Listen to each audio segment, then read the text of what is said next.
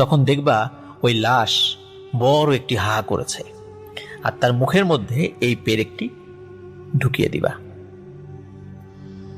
তো চিন্তা করে যে লাশ যে 4টা থাকবে, একটা শ্মশানে যদি লাশ থাকে, সেই লাশের সাথে তো আত্মীয় স্বজনও থাকে, তাহলে আত্মীয় স্বজনের সামনে কি এই কাজটি করা সম্ভব? এই প্রশ্নটি ওই তান্ত্রিককে জিজ্ঞাসা করে। তো তান্ত্রিক বলে শুধু 4টি লাশই থাকবে, আর কোনো মানুষ থাকবে না। সুতরাং 2016 সালে এই ঘটনাটা আমি সংগ্রহ করেছিলাম সিলেট থেকে।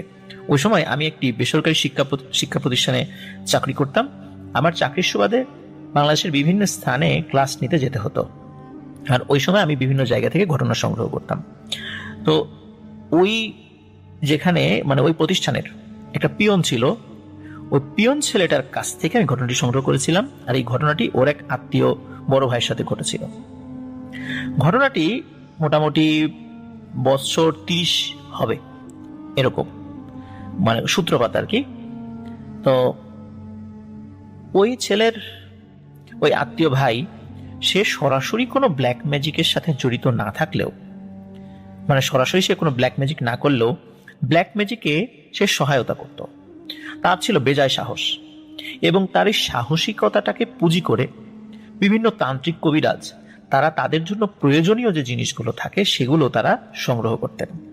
যেমন শ্মশান রিলেটেড বিভিন্ন জিনিস, কবর রিলেটেড বিভিন্ন জিনিস, মৃত ব্যক্তির কাফনের অংশবিশেষ নিয়ে আসা, কোনো তান্ত্রিক মারা গেলে কবর খুঁড়ে তার শরীরের কোনো অংশবিশেষ নিয়ে আসা, এই জিনিসগুলো সাধারণত সে করত মোটা টাকার বিনিময়ে।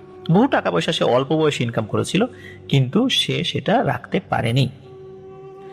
তো আমাকে যে ছেলেটা বলেছে, ওই সময় তার বয়স ছিল 25-26 বছর, আর যখন সে নিজের চোখে বিষয়টি দেখেছিল তখন তার বয়স ছিল 5-6 বছর। তো তাহলে আমরা হিসাব করতে পারি যে ওই সময় তো 2016 সাল, এখন আরো 6 বছর, তার বয়স এখন বেড়ে দাঁড়িয়েছে প্রায় 28 বছর বা এরকম কাছাকাছি আর কি। তাহলে আজ থেকে প্রায় 25 বছর আগে বা প্রায় 30 বছর এরকম একটা সময়ের মধ্যবর্তী সময় ঘটনাটি। তো প্রিয় লিসেনার্স, ওই যে ওই ছেলেটি একজন তান্ত্রিকের সাথে, শুধু একজন না, বেশ অনেক তান্ত্রিকই তার সাথে যোগাযোগ রাখতো বিভিন্ন প্রয়োজনীয় জিনিসের জন্য, মানে তাদের জন্য যেগুলো প্রয়োজন ছিল। তো এই ছেলেটির বাড়ি ছিল সিলেটের জকিগঞ্জের কোন একটা প্রত্যন্ত গ্রামে তার বাড়ি ছিল। তো ও তো এই কাজগুলো রেগুলার করতো, বিভিন্ন তান্ত্রিকরা জানতো, তান্ত্রিকরাই বিভিন্ন তাদের ফরমাইশ দিত তার কি কি জিনিস লাগবে, যেহেতু তার অনেক সাহস ছিল। একবার একজন তান্ত্রিকের কাছে কেউ একটা ব্ল্যাক ম্যাজিক সংক্রান্ত বিষয়ে আসলো, যে কোনো একজন ব্যক্তির প্রেমে সে দেওয়ানা হয়ে গেছে, তাকে কাছে পেতে হবে, যেন সে তো তাকে পাত্তা দিচ্ছে না, সেজন্য তার প্রতি মানে তার ভালোবাসার সৃষ্টি হয় আর কি, তার জন্য। তো এই ধরনের একটা তদবির যখন ওই তান্ত্রিকের কাছে আসে, তখন তান্ত্রিক কি করে, ওই ছেলেটিকে খবর দেয়। সে আসার পরে বলে যে তোমাকে যে কাবিজটা দেব, তুমি রাতের বেলা, অমাবস্যার রাতে, সাধারণত এই কাজগুলো অমাবস্যার রাতেই সে করত, তো অমাবস্যার রাতে তুমি একা গিয়ে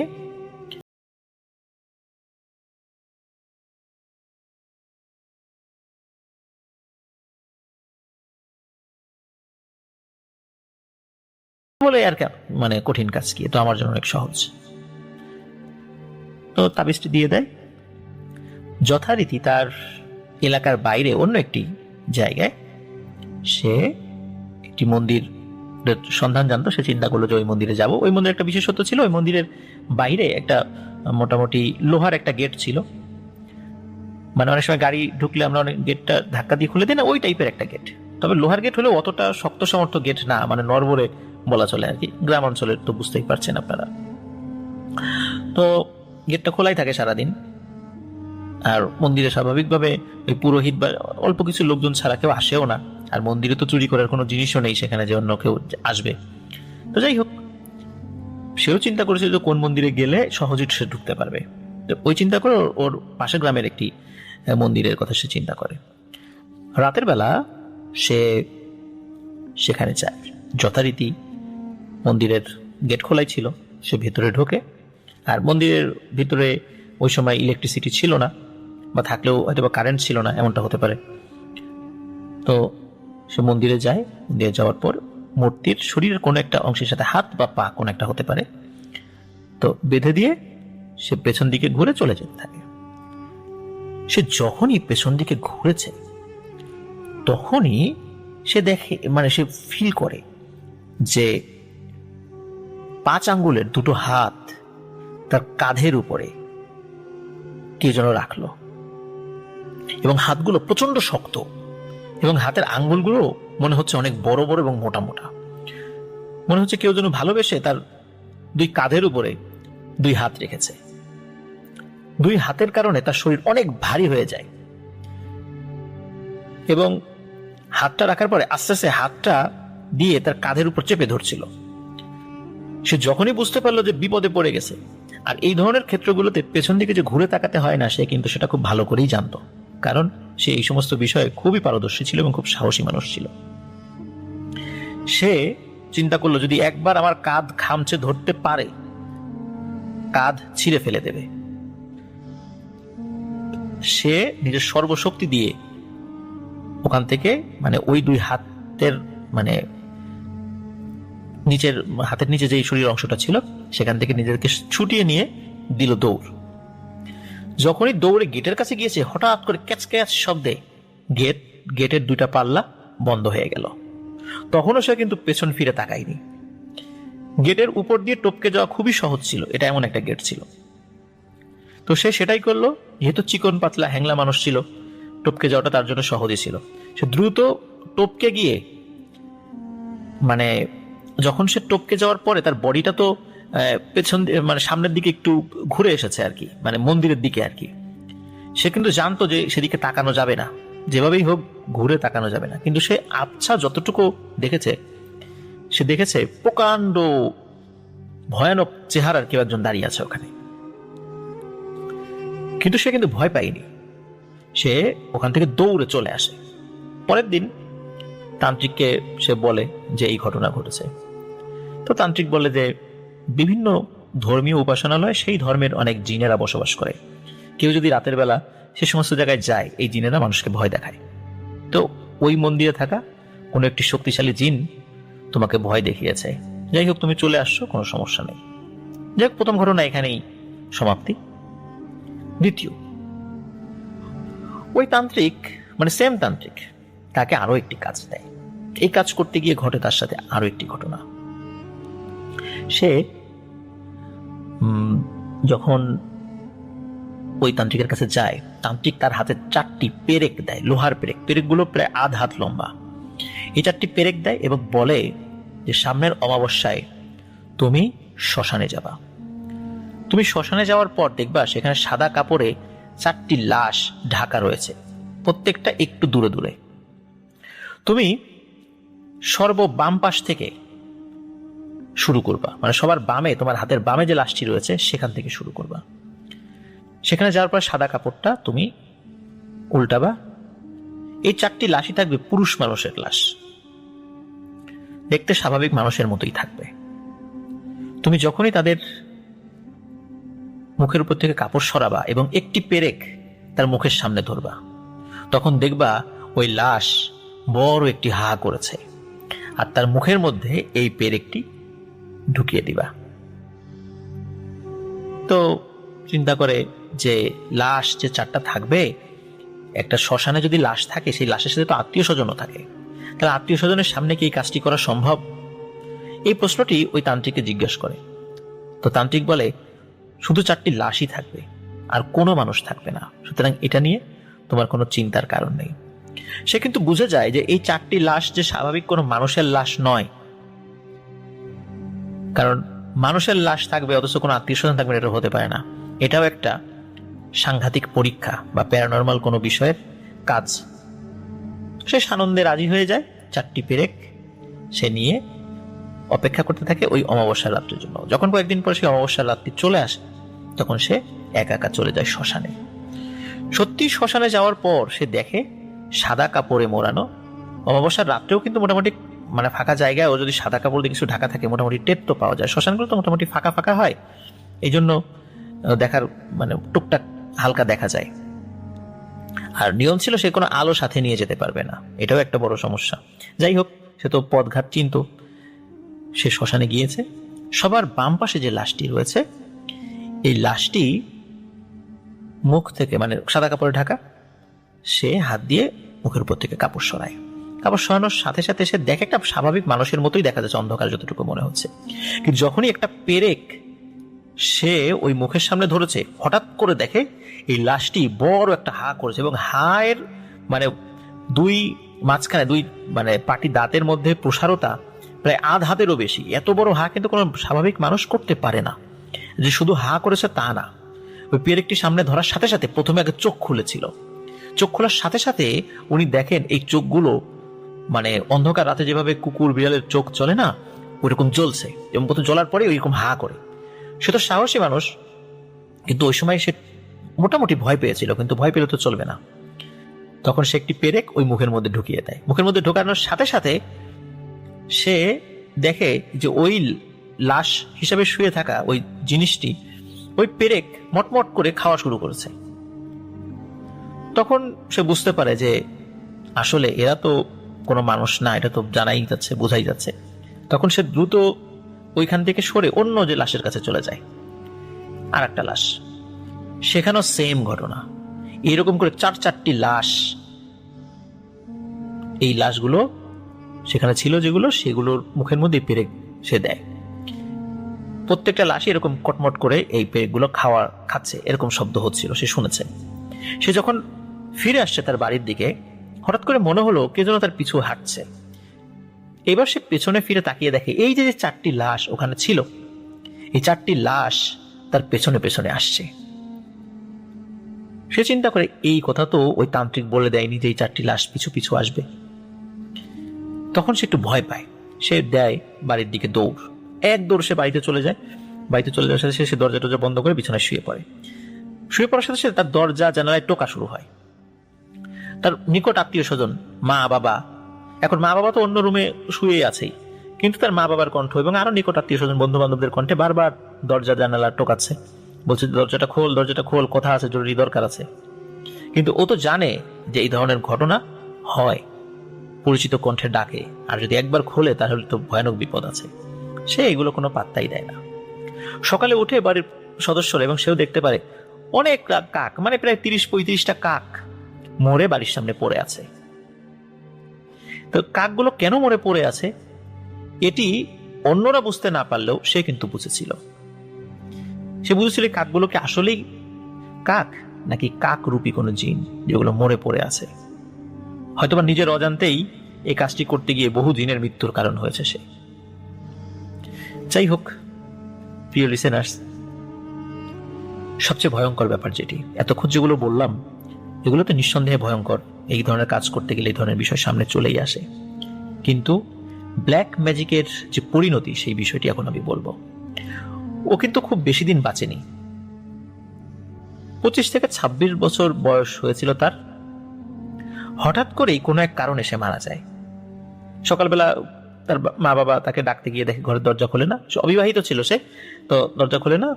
অনেক ডাকাডাকির পরে যখন ওঠে না, তখন দরজা ভেঙে ভিতরে গিয়ে দেখে সে মরে পড়ে আছে। মানে স্বাভাবিক মনে হচ্ছে যে সে স্ট্রোক করেছে, স্ট্রোক করে মারা গেছে ঘুমের ঘরে, এরকমটা মনে হচ্ছিল। যাই হোক, সবাইকে খবর দেওয়া হয়, লাশকে গোসল দেওয়ার জন্য মানে সবকিছু রেডি করা হচ্ছে।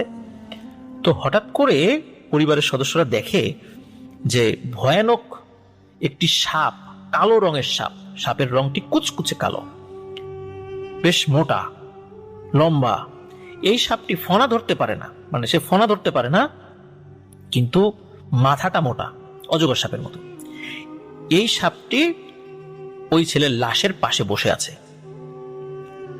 অনেকেই লাঠি নিয়ে এগিয়ে এসেছে সাপটিকে তাড়ানোর জন্য, কেউ মারার জন্য এগিয়ে এসেছে, কিন্তু ওই সাপটি যখন কেউ এগিয়ে আসে এমন ভাবে ফোঁস শব্দ করে ওঠে, মানে ফোঁস ফোঁস শব্দ করে, ওই ভয়ঙ্কর শব্দে কেউ কাছে আসে সাহস পায় না। লাঠি দিয়ে বাড়ি দেওয়া তো অনেক দূরের কথা। এখন কি করবে? যেই একবার দেখতে আসে, বিশেষ করে মহিলারা যেই এসেছে, ভয়ে সেই অজ্ঞান হয়ে গেছিল সাপের দিকে তাকিয়ে। কেউ মানে ভয়েই ওই বাড়ির কাছে আসছিল না, কিন্তু লাশ তো দাফন করতে হবে। তখন পরিবারের সদস্যরা একজন হুজুরের কাছে যান। ওইখানে কাছে একজন হুজুর, উনি বেশ ভালো আল্লাহওয়ালা মানুষ ছিলেন। উনি আসেন। উনি আসার পরে উনি একটু দোয়া করেন ওখানে দাঁড়িয়ে, সাপ থেকে একটু দূরে দাঁড়িয়ে দোয়া করার পরে হঠাৎ করে দেখা যায় যে ওই সাপটি চলে যায়। কোন দিকে চলে গেছে কেউ দেখেনি, দেখে হঠাৎ করে চলে গেছে। তো চলে যাওয়ার সাথে সাথে ওই হুজুর বলেন, দ্রুত এই লাশটিকে গোসল দিতে হবে এবং দ্রুত দাফন কাফন করতে হবে, দেরি করা যাবে না। ওদিকে দ্রুত কবর করা হয়ে যায়। দ্রুত হুজুর নিজে দাঁড়িয়ে থেকে তাকে গোসল দেন।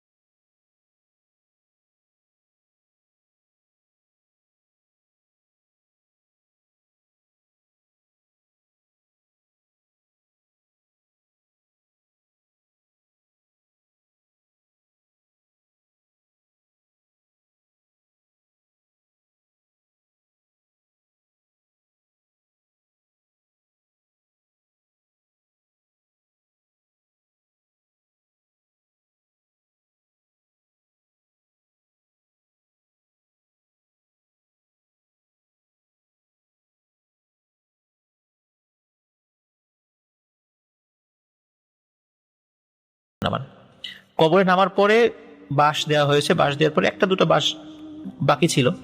স্বাভাবিকভাবে ওই মানুষরা প্রথমে নামে, তারপরে যখন বাঁশ দিয়ে দিতে জায়গাটা সংকুচিত হয়ে যায় তখন লাফ দিয়ে উঠে যায়। ওরকম একটা দুইটা বাঁশ মানে উঠে যাওয়ার পর একটা দুইটা বাঁশ দেওয়া বাকি ছিল। তখন সাঁ করে ওই সাপটি এসে কবরের মধ্যে ঢুকে যায়। কবরের মধ্যে ঢুকে যায়, তখন ওই বাঁশ তাড়াতাড়ি করে দিয়ে দেওয়া হয় এবং চাটাই দিয়ে তাড়াতাড়ি করে দাফন কাফন শেষ করা হয়। প্রিয় লিসেনার্স, ব্ল্যাক ম্যাজিক নিজে করা আর কাউকে এই কাজে সহযোগিতা করা উভয়টাই সমান অন্যায়। কারণ আমার একটা কাজের কারণে যদি কোনো একটা ব্যক্তি কুফুরি শব্দ উচ্চারণ করে, তাহলে ওই ব্যক্তির ঈমান যেমন চলে যাবে, আমাদেরও চলে যাবে। আমরা কিন্তু অনেকেই আবেগতাড়িত হয়ে পারিবারিক বিভিন্ন কারণে, ব্যক্তিগত কোনো কারণে বিভিন্ন ধরনের হুজুরের কাছে যাই। ওই সময় আমাদের হিতাহিত জ্ঞান থাকে না, আমরা চিন্তা করি এই কাজটা আমাকে করতেই হবে। কিন্তু আমরা ভুলে যাই যে সমস্যা যিনি দিয়েছেন সমাধানও তার হাতে। কিন্তু সাময়িক কোনো সমস্যা সমাধানের জন্য আমরা চিরস্থায়ী জাহান্নাম কিনে নিতে পারি না। এই জন্য আমরা এই যে বিভিন্ন মানুষের কাছে যাই বিভিন্ন তদবিরের জন্য, খুবই সতর্ক থাকবো তিনি কি আদৌ এই তদবিরগুলো কোরআন সুন্নাহ ভিত্তিক করছেন, তিনি কি রুকিয়া করছেন না ব্ল্যাক ম্যাজিক করছেন, তিনি কি ঝাড়ফুঁক কোন দোয়া পড়ে করছেন, কোরআন থেকে কোনো আয়াত পড়ে করছেন নাকি কোনো তন্ত্রমন্ত্র পড়ছেন। এই বিষয়টাও কিন্তু আমরা খেয়াল রাখবো। আর আমরা কোনো গণকের কাছে হাত দেখাবো না, তাহলে কিন্তু আমাদের মারাত্মক ক্ষতি হবে। হাদিসে এমনও বর্ণিত আছে, কেউ যদি গণকের কাছে হাত দেখায় তার 40 দিন ইবাদতই কবুল হবে না। আর হাত দেখাতে হয় না, হাতের মধ্যে যে রেখাগুলো রয়েছে সেগুলো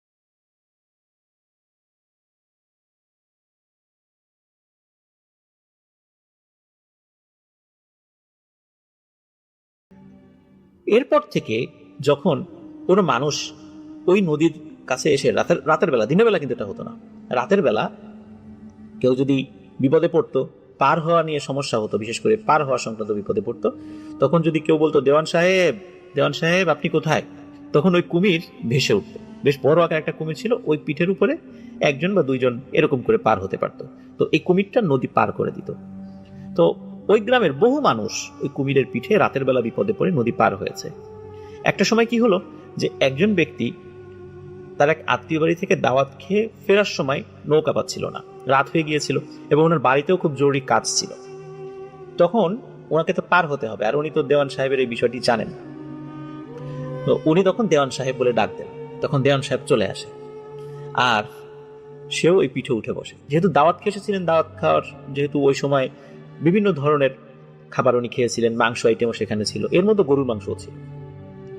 তো ওনার আসলে বিষয়টা অতটা মাথায়ও ছিল না, এটা কি ইন্টেনশনালি ছিল নাকি অনিচ্ছাকৃত ছিল সেটাও সত্যতা আমরা জানি না। তো তার পিঠে যখন পার হচ্ছিল, দেওয়ান সাহেবের পিঠে কুমিরের পিঠে যখন পার হচ্ছিল, মাঝ নদীতে এসে হঠাৎ করে কুমিরটি অদৃশ্য হয়ে যায়, আর উনি পানির ভিতরে পড়ে যান। তো উনি সাঁতার জানতেন, সাঁতার কেটে উনি তীরে চলে আসেন। এরপর থেকে ওই কুমিরকে আর কখনোই কেউ দেখেনি। আর কুমিরের নামই যেহেতু দেওয়ান সাহেব ছিল, এই কারণে ওই জায়গার নাম হয়ে যায় দেওয়ানতলা। হাসান ভাই, আমি এই যে একটু আগে আমি কথা বলেছিলাম তার সাথে, তথ্যগত যে সমস্যা হয়েছিল, হাসান ভাই বললেন যে পাকিস্তান পিরিয়ডেই ওইখানে ব্রিজ হয়ে গিয়েছিল।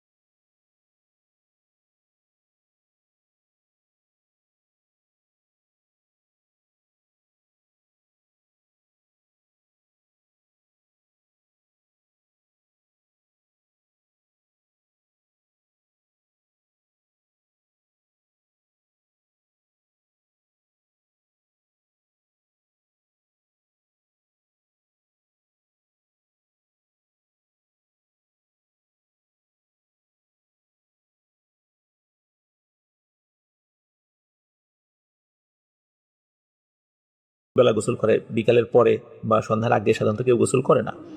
তো ও যখন গোসল করছিল, ওইখানে ওই যে রাস্তার উপরে অনেকে ধান রোদ দিতে ওই ওই সময় কিছু মহিলা ছিল আর কি। ওই মহিলা যারা ছিল তারা দেখছিল যে ওখানে ওই ছেলেটি লাফ দিচ্ছে, কিন্তু তারা কিন্তু খেয়াল করছে, কারণ তারা তো ওই ধানগুলো গোছানোর জন্য ব্যস্ত ছিল। এখন যেটা হয় সেটা হচ্ছে যে ওখানে কয়েকজন পুরুষ লোক ছিল, তারা দেখে যে একবার দুইবার তিনবার ঝাঁপ দেওয়ার পরে না আর তাকে দেখা যাচ্ছে না। তারা চিন্তা করছে হয়তো বা উঠে চলে গিয়েছে কিনা, তারা তো নিজেদের কাজে ব্যস্ত ছিল, তারা তাদের মতো করে ধান গুছিয়ে বাড়িতে চলে যায়। কিন্তু ওই পরিবারের সদস্যরা খুঁজতে থাকে তার সন্তানকে, পায় না। যেহেতু সে গোসল করার জন্য যাচ্ছিল, বাড়ি থেকে বের হয়েছিল, এই কারণে তারা ওই যেখানে গোসল করতে এসেছিল সেখানে এসে খোঁজ করে। যেহেতু সন্ধ্যা হয়ে গিয়েছিল, ওই গ্রামের লোকজন ওই সময় যারা উপস্থিত ছিল তারা তো ভিতরে তাদের বাড়িতে চলে গিয়েছিল। কিন্তু তারা যখন পরে খবর পায় যে ওকে পাওয়া যাচ্ছে না, তখন তারা বলে হ্যাঁ আমরা তো দেখেছি এটা, আমরা তো পরে আর দেখি নাই ওকে উঠতে, মনে করেছি যে সে তো বাড়িতে চলে গেছে। তো এরপর তো খোঁজা শুরু হয়, জাল টাল দিয়ে খোঁজা শুরু হয়, তাকে পাওয়া যায় না। লোকাল যারা লোকজন তারা ডুব দেয়, উঠতে পারে না। অবশেষে ফায়ার সার্ভিসের ডুবুরির দল আসে। ডুবুরির দল এসে তারা এটা উদ্ধারের চেষ্টা চালায়। একজন ডুবুরি সে প্রথমে ডুব দেয়, ডুব দেওয়ার পরে নিচে খুঁজে আবার ওঠে, পরে আবার যখন ডুব দেয় এই ডুবুরিকে আর পাওয়া যায় না, ডুবুরি পানির নিচ থেকে উঠছিল না। তার সামান্য যতটুকু অক্সিজেন ছিল, মানে ওখানে তো খুব বেশি গভীরতা নয়, এই জন্য কিন্তু ওই রকমের অক্সিজেন, মানে তারা তো একটা প্রশিক্ষণ আছে, তারা তো দীর্ঘ সময় মানে তাদের মানে ডুব দিয়ে থাকতে পারে পানির নিচে। তো উনি পানির নিচে চলে যান, পানির নিচে চলে যাওয়ার পর আর ওঠে না উপরে। একজন ডুবুরি নেমেছিলেন, ওঠে না। এখন উপর থেকে যারা ওনার সহযোগী তারা বলে যে এতক্ষণ ডুব দিয়ে থাকার মতো অক্সিজেন তার কাছে নেই, তার কি হলো? এখন আবার অন্যরা যারা ছিল তারা তো ওরকম ডুবুরি ছিল না, মোটামুটি তারাও ডুব দেয় যে নিচে সে কোনো বিপদে পড়লো কিনা, কিন্তু তাকে খুঁজে পাওয়া যাচ্ছে না। এইভাবে 2 ঘন্টা পার হয়ে যায়। 2 ঘন্টা পার হয়ে যাওয়ার পর 2 ঘন্টা পার হওয়ার পর তাকে খুঁজেই পাওয়া যাচ্ছে না। হঠাৎ করে সে ভেসে ওঠে। ভেসে ওঠার পর সবাই দেখে যে মনে হলো যে সে নিচ থেকে ভুস করে ভেসে উঠেছে, ঠিক যেমন নিচ থেকে আমরা কোনো বায়ুপূর্ণ কোন একটা বোতল, মানে বোতলের মুখ যদি আমরা লাগিয়ে রাখি, সেটা যদি মানে ভিতরে বাতাস থাকে, পানি নিচ থেকে ছেড়ে দিলে মানে দ্রুত গতিতে ভেসে ওঠে, মনে হলো এরকম দ্রুত গতিতে সে নিচ থেকে ভেসে উঠেছে। এবং সে নিজে সাঁতার কেটে তীরে চলে আসে। চলে আসার পর সে সাঁতার কাটতে থাকে, সাঁতার কেটে মানে যখন তীরে চলে এসেছে, আসার পরে সে সবাইকে বলছে, সবাই তো অবাক, সে 2 ঘন্টার উপরে সে কোথায় ছিল, কি করছিল, সে কোনো কথা বলে না।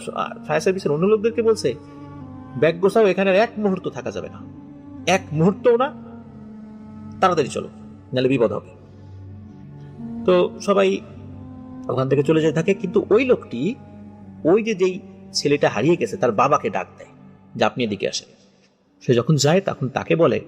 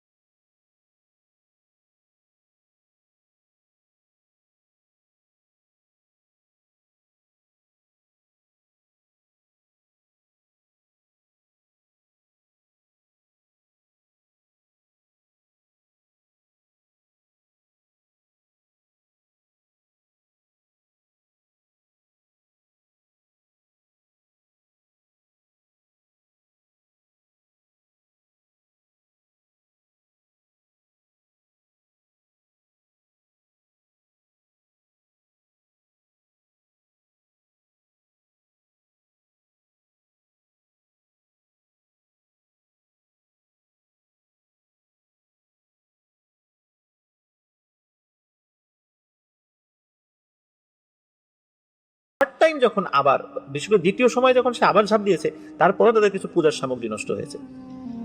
কিন্তু ভয় দেখানোর পরও যখন কোনো কাজ হচ্ছে না, থার্ড টাইম সে যখন আবার লাভ দেয়, তখন ওই মহিলা তার 3-4 জন লোক দিয়ে তাকে ওকে ধরে নিয়ে আসে। তখন ওই ডুবুরি ওই ছেলেটাকে দেখতে চায়, তখন ওই ছেলেটাকে তারা সামনে নিয়ে আসে। অদ্ভুত বিষয় প্রিয় লিসেনার্স, ডুবুরির ভাষ্য অনুযায়ী তারা পানির মধ্যেই ছিল, কিন্তু স্বাভাবিকভাবে নিঃশ্বাস নিতে পারছিল। এটা কিভাবে সম্ভব এটা আমরা জানি না, এটা কোনো সাইন্টিফিক কোনো ব্যাখ্যা বা কোনো সায়েন্সের বিষয়ে কোনো ব্যাখ্যা দিতে পারবে না যে পানির নিচে মানুষ থেকে কিভাবে নিঃশ্বাস নিচ্ছে। ওই ডুবুরির অক্সিজেন শেষ হয়ে গেছে, সে নিঃশ্বাস নিতে পারছে পানির মধ্যে এবং স্বাভাবিকভাবে কথা পর্যন্ত বলতে পারছে। দেখা যায় যে ওই ছেলেটিকে হাত বেঁধে রাখা হয়েছে, কিন্তু ওই ছেলেটি কোনো কথা বলতে পারছে না, চুপ করে আছে। তখন ওই ডুবুরি কি করে, ওই ছেলেটার কাছে যায়, কাছে গিয়ে রিকোয়েস্ট করে যে একে ছেড়ে দেন। কিন্তু ওই যে মহিলা, সর্দারনি মহিলা, সে বলে আমরা একে ছাড়বো না, একে আমরা ছাড়তে পারবো না, কারণ একে লাশ হিসাবেই আমরা দিতে পারবো, কিন্তু যদি আগামীকাল ওই ছেলের বাবা একটি খাসি জবাই দিয়ে এখানে রক্ত ভাসিয়ে দেয়, তবেই শুধু ছেলের লাশ পাওয়া যাবে, না হলে আমরা লাশও দিব না। তুমি উপরে গিয়ে এই কথাটা সবাইকে জানিয়ে দিবা, এছাড়া আর কোনো কথা হবে না। তখন ওই ডুবুরি সেই চিন্তা করেছে সবাইকে তো মানুষের মতোই দেখা যাচ্ছে, তো ছেলেটা আমার কাছেই আছে, দেখি ওকে টান দিয়ে নিয়ে উপরে উঠে যেতে পারি কিনা। ওই চিন্তা করে ওই ডুবুরি কি করেছে, ওই ছেলেকে এক হাত দিয়ে ধরে মানে টান দিয়ে উপরে ওঠার চেষ্টা করেছে, এরকম একটা চেষ্টা করতে গেছে। তখনই উনি দেখেন যে বড় আকৃতির একটা মাছ, এই মাছের কোমর থেকে উপরের অংশ কিছুটা মানুষের মতো, মানে কিছুটা মানুষের মতো, এবং নিচের অংশ মাছের মতো। তো এটা ঠিক মারমেইড না, যেমন জলকন্যা এরকম না, তবে কিছুটা মুখটা বা দেহের কিছু অংশ মানুষের মতো, এতটুকু বলেছেন। তো এগিয়ে এসে তার লেজ দিয়ে এমন একটা বাড়ি দিয়েছে কানে, ওই এক বাড়িতে ওনার প্রচন্ড ব্যথা লাগে। তখন ওই মহিলা বলে যে তুমিও কাজটা ভালো করলা না, বলে যে যাও উপরে চলে যাও, আমার লোক তোমাকে ভাসিয়ে দিয়ে আসবে। তখন যে 3-4 জন লোক তাকে ধরে নিচে নিয়ে এসেছিল, তারাই আবার তাকে ধরে নিয়ে উপর দিকে নিয়ে যেতে থাকে এবং তারাই ভাসিয়ে দেয়। আর তখনই লোকজন দেখতে পায় সে ভেসে উঠেছে, আর তখনই সে এসে এই ঘটনা বলে, এবং এরপর থেকেই তার কান দিয়ে রক্ত পড়তে থাকে এবং সে 2 দিনের মধ্যে মারা যায়। এটা তার পরিবারের সদস্যদের কাছ থেকে ঘটনাটি শোনা গিয়েছিল। আচ্ছা, এটি হলো তার কথা। কিন্তু ওই যেই ছেলেটি, তার কি হয়েছিল আসলে? পরের দিন তার বাবা ঠিক সেম কাজটি করেছিল। সে ওই একটি খাসি জবাই করে তার রক্ত ভাসিয়ে দিয়েছিল, যেটাকে বলি আর কি, খাসি বলি দিয়েছিল সেখানে। তো মূলত আসলে তারা বলি দিতে বলেছিল, বলি বলতে বোঝা হচ্ছে এক কোপে মাথা আলাদা করা। তো এই কাজটি তারা করেছিল। তারপর সেই রক্ত সেখানে ভাসিয়ে দেওয়া হয় খাসি সহ, এবং এই মানে ভাসিয়ে দেওয়ার 5 থেকে 7 মিনিটের মধ্যে ওই ছেলের লাশ ভেসে ওঠে। সবাই যখন দেখে এই ঘটনা, দ্রুত সাঁতার কেটে তার লাশটা উপরে নিয়ে আসে। দেখা যায় যে তার শরীর মনে হচ্ছে তখনও গরম এবং তার নাক দিয়ে রক্ত পড়ছে। তার মানে তার মৃত্যু হয়েছে জাস্ট কিছু সময় আগে। ওখানে থাকা বিভিন্ন লোক এবং একজন ডাক্তারও ছিল, গ্রামের ডাক্তার, সে বলল যে মাত্র 5 থেকে 7 মিনিট আগে সে মারা গেছে, অথচ সে গতকালকে হারিয়ে গেছে। সরি, গতকাল মানে গত পরশু দিন, মানে প্রথম দিন হারিয়েছে, পরের দিন খোঁজাখুঁজি হয়েছে, ডুবুরি তো উঠে আবার বলেছে, তার পরের দিন হলো মানে তৃতীয় দিন এসে ওই খাসি দেয়া হয়েছিল, তারপরে এই বডিটি ভেসে ওঠে। কিন্তু ছেলেটার চেহারা অবিকৃত ছিল। মানুষ এত সময় পানির নিচে থাকার পরে সে পচে ফুলে যায়, শরীর ফ্যাকাশে হয়ে যায়, কিন্তু একদম স্বাভাবিক, সদ্য গোসল করে একটা মানুষকে উঠানো হলে বা কোনো মানুষ গোসল করে যেরকম একদম ফ্রেশ দেখা যায়, একদম ওই রকম ছিল। তার নাক দিয়ে রক্ত পড়ছিল, একদম তাজা রক্ত গল গল করে পড়ছিল। তার মানে তার মৃত্যু হয়েছে 5 থেকে 7 মিনিট আগে। দেওয়ানতলা নামক এই যে জায়গাটি, এই জায়গাটিতে নাকি প্রতি বছরই কেউ না কেউ এভাবে মারা যায়। প্রিয় লিসেনার্স, আশা করি আমাদের ঘটনা আপনাদের ভালো লেগেছে। ঘটনা ভালো লাগলে লাইক, কমেন্ট ও শেয়ার করে আমাদের সাথে থাকুন। অনেকেই ইমেইলের মাধ্যমে আমাদেরকে ইলুমিনাতি সম্পর্কে একটি এপিসোড তৈরি করার কথা বলেছেন। প্রিয় লিসেনার্স, বর্তমান সময়ে সবচেয়ে আলোচিত একটি গুপ্ত সংঘ হচ্ছে ইলুমিনাতি। এটি আসলে বর্তমান সময়ে আলোচিত বিষয়টা এমন নয়, অনেক আগে থেকেই এই বিষয়টি আলোচিত ছিল, কিন্তু বিভিন্ন কারণে এটি সাম্প্রতিক সময়ে বেশি আলোচিত হচ্ছে। কারণ শেষ জামানা যত কাছেই আসছে, দাজ্জালের প্রসঙ্গটাও তত ঘনীভূত হচ্ছে, আর দাজ্জালের প্রসঙ্গ আসলেই ইলুমিনাতির প্রসঙ্গটাও চলে আসছে। তাই ইলুমিনাতি সম্পর্কে আমরা আজকে জানব। ইলুমিনাতি নামটার সাথে আসলে পরিচিত নয় এমন পাঠক পাওয়াই মুশকিল। যেখানে আছে রহস্য কিংবা চক্রান্তের গন্ধ, সেখানেই যেন ইলুমিনাতিকে আমরা খুঁজে পাই। ষড়যন্ত্র তত্ত্ব আর ইলুমিনাতি যেন একই মুদ্রার দুটো পিঠ। কিন্তু কি এই ইলুমিনাতি? কিভাবেই বা তারা এলো? কতটুকুই বা কঠিন বাস্তব আর কতটুকুই বা কল্পনা? চলুন আমরা আজকের এই এপিসোডে এই সিক্রেট সোসাইটির জগৎ থেকে ঘুরে আসি। ঘটনার শুরু বলা চলে জার্মানির দক্ষিণ পূর্বের রাজ্য ব্যাভারিয়াতে। ব্যাভারিয়া আবার জার্মানির বৃহত্তম রাজ্য, যার রাজধানী মিউনিক। সেখানের ইঙ্গলস্ট্যাড ইউনিভার্সিটির ক্রিশ্চিয়ান আইন ও ব্যবহারিক দর্শনবিদ্যার প্রফেসর ছিলেন অ্যাডাম ওয়েইশফট। ইউনিভার্সিটির তখন সম্পূর্ণই জেসুইট প্রভাবে, অর্থাৎ পুরোই খ্রিস্টীয় আইন কানুন মেনে চলে। যে কেউ যার কিনা খ্রিস্ট ধর্মের প্রতি আনুগত্য কিছুটা কম, তাকেই কিন্তু পোহাতে হতো নানা সমস্যা। অ্যাডাম তখন চিন্তা করলেন এমন এক গুপ্ত সংঘের ব্যাপারে যার মাধ্যমে তিনি আলোকায়ন করতে পারবেন, যেটাকে আমরা এনলাইটেনমেন্ট বলি। আর এ গুপ্ত সংঘের সদস্য হবেন একদম চূড়ান্ত পর্যায়ের বুদ্ধিজীবীগণ। তখন কিন্তু আরেকটি গুপ্ত সংঘ বিদ্যমান ছিল, তার নাম ছিল ফ্রিমেসনারি। এই ফ্রিমেসনদের নিয়ে কথা হবে অন্য একটি এপিসোডে, সেটিও অনেক বিস্তারিত আলোচনা, যেহেতু এই জন্য সংক্ষিপ্তভাবে আমরা এখানে আলোচনা করলাম না। অ্যাডাম যখন দেখলেন ফ্রিমেসনদের সাথে যোগ দেওয়াটা অনেক খরচের ব্যাপার, তাছাড়া তার নিজের ধ্যান ধারণার সাথে ওই ফ্রিমেসনদের ধ্যান ধারণা তেমন যায়ও না, তাই তিনি নিজের ধ্যান ধারণা মোতাবেক এক সংঘ খোলার পরিকল্পনা করলেন। আর তাতে থাকবেন ফ্রিমেসনদের মতো ধাপে ধাপে ঊর্ধ্ব র্যাঙ্কিং এ ওঠবার সিস্টেম। প্রথমে তিনি তার সংঘের নাম রাখলেন কোভেনেন্ট অফ পারফেক্টিবিলিটি, কিন্তু এই কিম্ভূতকিমাকার নাম তার নিজেরই পছন্দ হলো না। মে মাসের 1 তারিখ, সালটা 1776। সেদিন অ্যাডাম আর তার 4 ছাত্র মিলে একটি সংঘ শুরু করলেন। আর এই সংঘের প্রতীক হল গ্রিক জ্ঞানদেবী মিনার্ভার প্যাঁচা। অ্যাডাম সদস্যদের জন্য ছদ্ম নামের ব্যবস্থা করলেন। অ্যাডামের নিজের নাম হল স্পার্টাকাস, তার ছাত্র মেসেনহাউসেনের নাম হল অ্যাজাক্স, মার্জের নাম হল অ্যাগাথন, আর সুটোরের নাম হল ইরাসমাস রোটারোডেইমাস। কিন্তু সুটোরকে তিনি পরে বহিষ্কার করেছিলেন, কারণ সে ছিল খুবই অলস।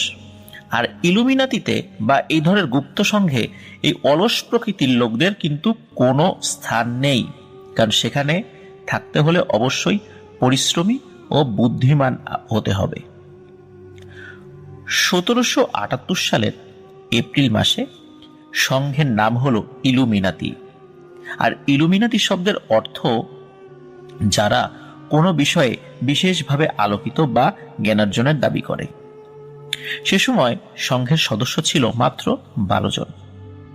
গ্রীষ্ম যেতে না যেতেই সদস্য সংখ্যা দাঁড়ালো 27।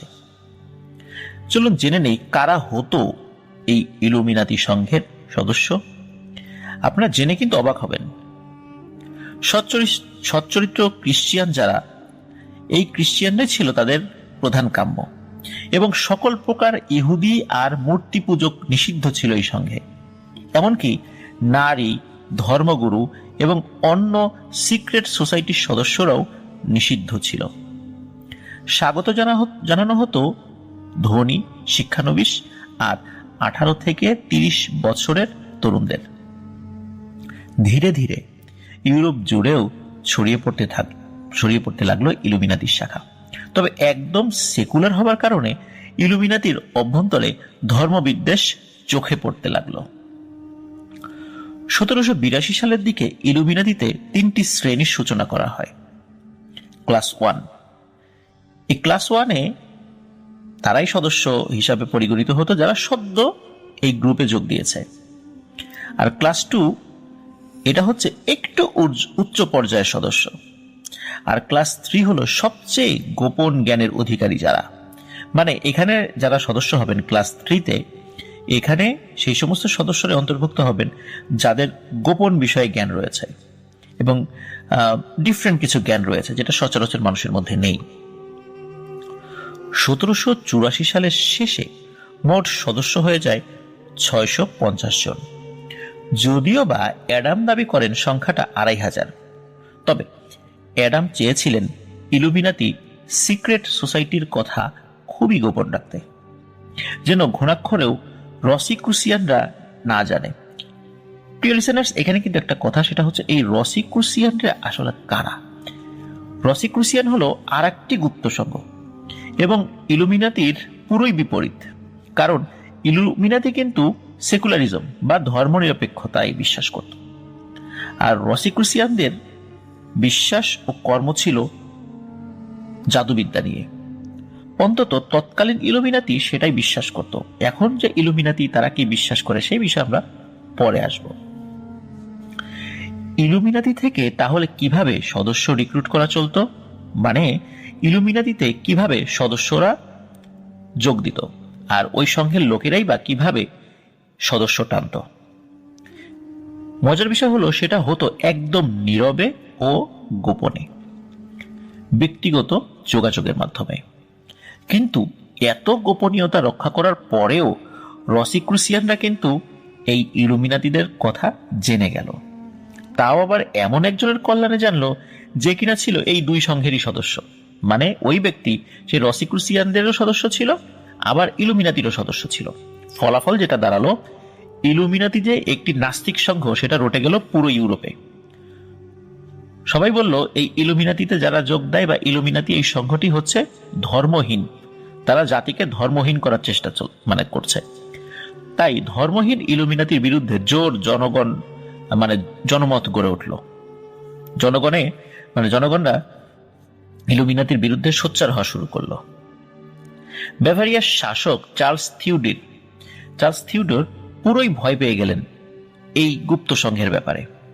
তার সরকার শুধু ইলুমিনাতি নয়, যত গুপ্ত সংঘ ছিল সকল ধরনের গুপ্ত সংঘ তিনি নিষিদ্ধ ঘোষণা করলেন। এই নিষেধাজ্ঞা আসলো 1785 সালের 2 মার্চ। অ্যাডাম পালিয়ে গেলেন আর ইলুমিনাতির প্রচুর নথিপত্র সরকারের হাতে ধরা পড়ে যায় এবং 2 বছর বাদে সরকার সেটা পর্যায়ক্রমে প্রকাশও শুরু করে দেয়। এরপর যে ইলুমিনাতির কি হলো ইতিহাস আমাদের তা নিশ্চিত করে বলে না। অনেকেই বলেন যেহেতু ইলুমিনাতি গুপ্ত সংঘ হিসাবে সরকার তালিকাভুক্ত করে এবং বাভারিয়ার শাসক চার্লস থিউডর তিনি এই সংঘগুলো নিষিদ্ধ করেছিলেন এবং অনেক নথিপত্র পাবলিশ করে দিয়েছিলেন, এটা তার সরকারের হাতে আসার পর এরপর থেকে ইলুমিনাতির আর অস্তিত্ব নেই। কিন্তু আসলে কি তাই? চলুন জেনে আসি পরবর্তী ঘটনা। 1798 সালের কিছু আগে John Robinson Proofs of a Conspiracy নামে একটি বই লেখেন। সেখানে দাবি করা হয় ইলুমিনাতি এখনো জোরসে বেঁচে আছে বহাল তবিয়তে। প্রিয় লিসেনার্স, ইলুমিনাতি কিন্তু নিষিদ্ধ হয়েছিল 1785 সালের দিকে, মানে 1785 সালের 2 মার্চ। কিন্তু জন রবিনসন উনি প্রুফস অফ এ কনস্পিরেসি বইটা লিখেছিলেন 1798 সালের কিছু আগে। সবাই ধারণা করেছিল ইলুমিনাতি আর নেই, কিন্তু তার এই বই বলে যে ইলুমিনাতি এখনো বহাল তবিয়তে রয়েছে। অসম্ভব জনপ্রিয় হয় ওনার এই প্রুফস অফ এ কনস্পিরেসি নামের বইটি। এবং আরেকটি বই ছাপানো হয়, সেখানেও প্রায় একই দাবি করা হয় যে ইলুমিনাতি এখনো টিকে আছে। দুটো বই প্রচুর বিক্রি হয়। বইতে বলা হয় অষ্টাদশ শতকের শেষ ভাগের সেই ঐতিহাসিক ফরাসি বিপ্লবের পেছনের কলকাঠিও নাকি আসলে ইলুমিনাতিই নেড়েছে। আসলেই কি সত্য কথা? ফরাসি বিপ্লবের মতো পৃথিবীর ইতিহাসে গুরুত্বপূর্ণ একটি ঘটনা, এটি ইলুমিনাতিরা কলকাঠি নেড়েছে?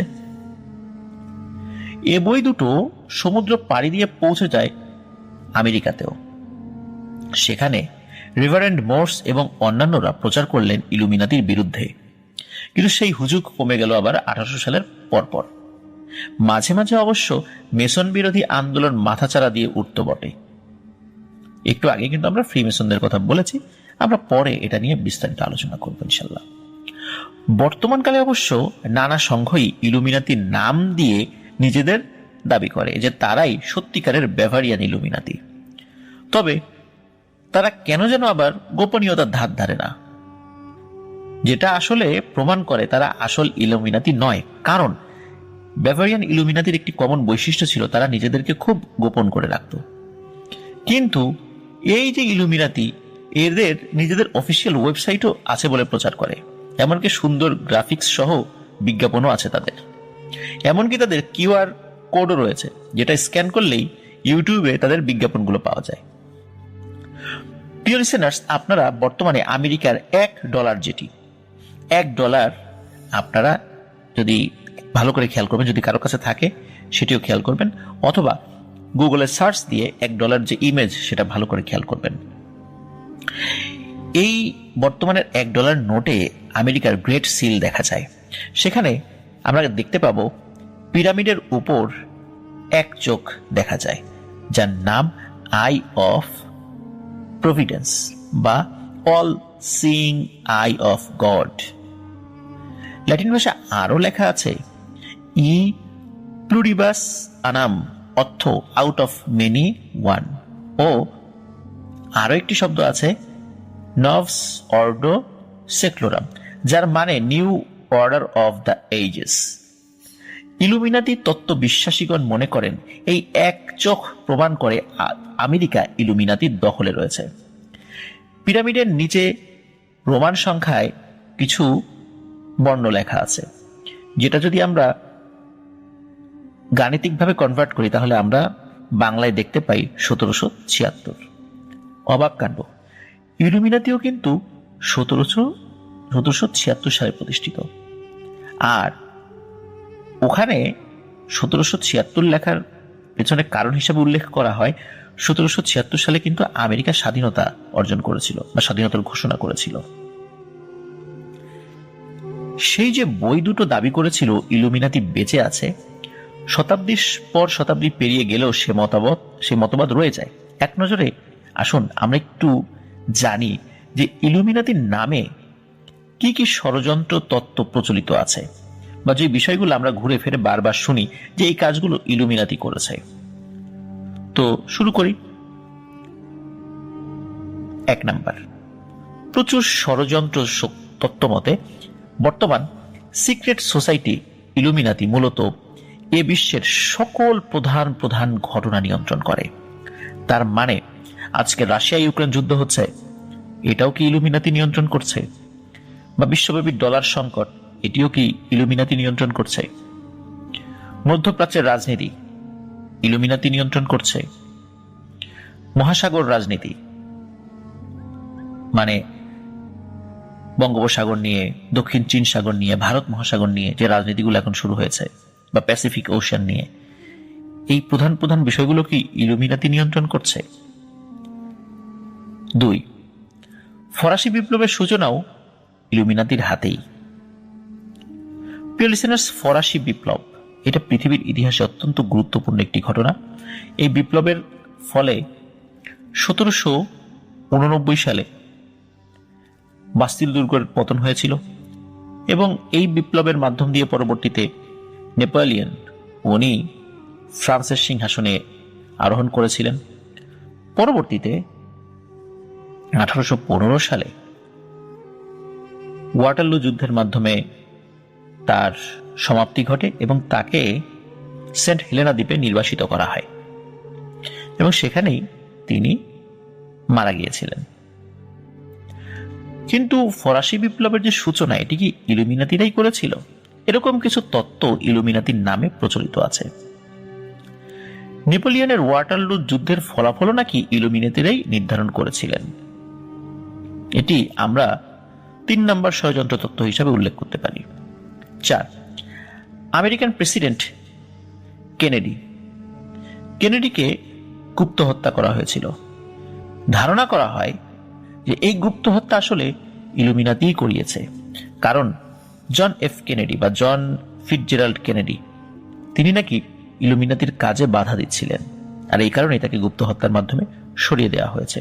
আপনারা ইউটিউবে assassination of John F Kennedy লিখে যদি সার্চ দেন, তাহলে জন এফ কেনেডির হত্যার দৃশ্য আপনারা দেখতে পাবেন।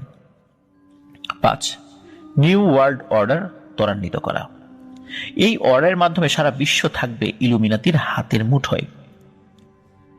পিলসিনার্স খেয়াল করুন, 1991 সালে নিউ ওয়ার্ল্ড অর্ডারের কথা প্রেসিডেন্ট জর্জ বুশ সিনিয়র, মানে আমরা যে জর্জ বুশকে চিনি, তিনি আসলে জর্জ ওয়াকার বুশ বা জর্জ ডব্লিউ বুশ, তার বাবা জর্জ বুশ সিনিয়র, তার এক ভাষণে তিনি উল্লেখ করেন।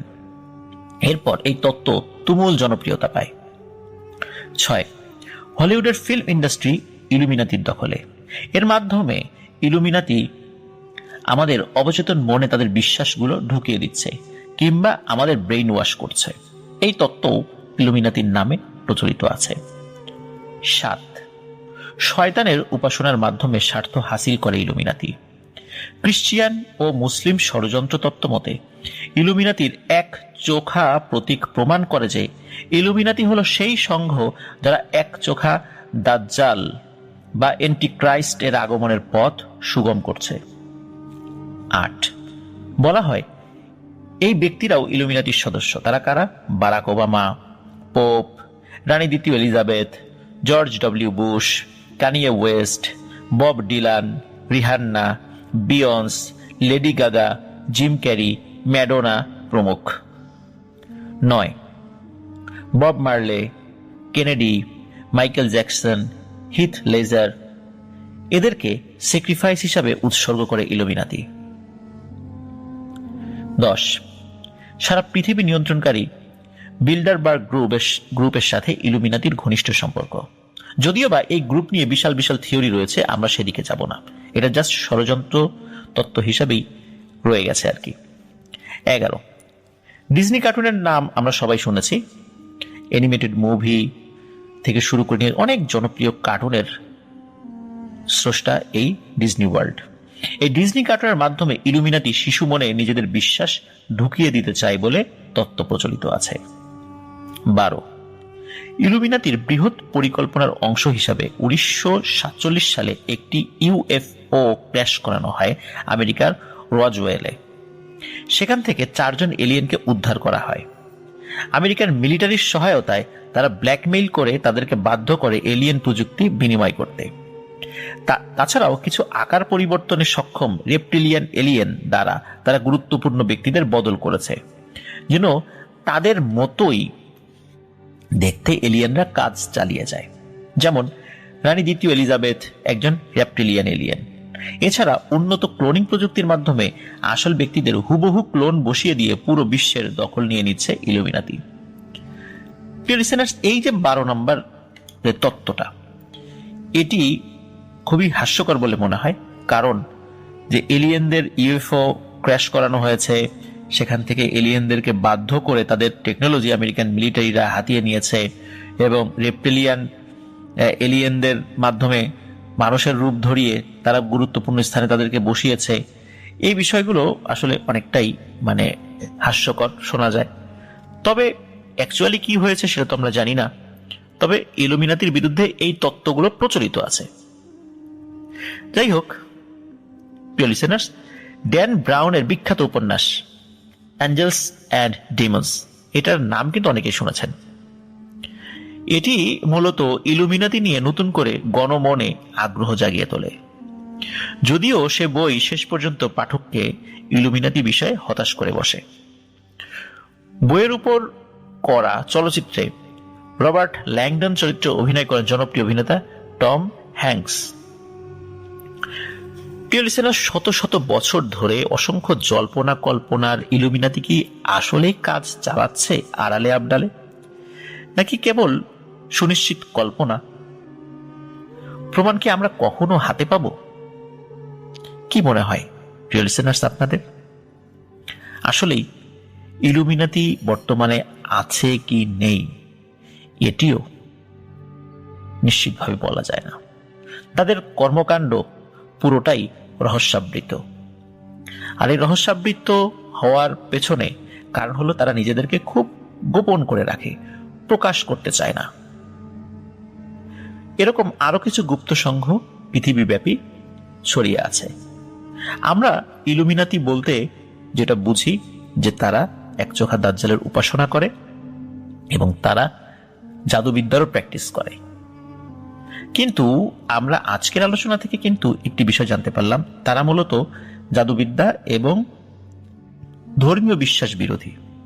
তারা অনেকটাই নাস্তিক এবং সেকুলার ভাবধারার, এমনটাই জানা গিয়েছিল ইলুমিনাতি সব।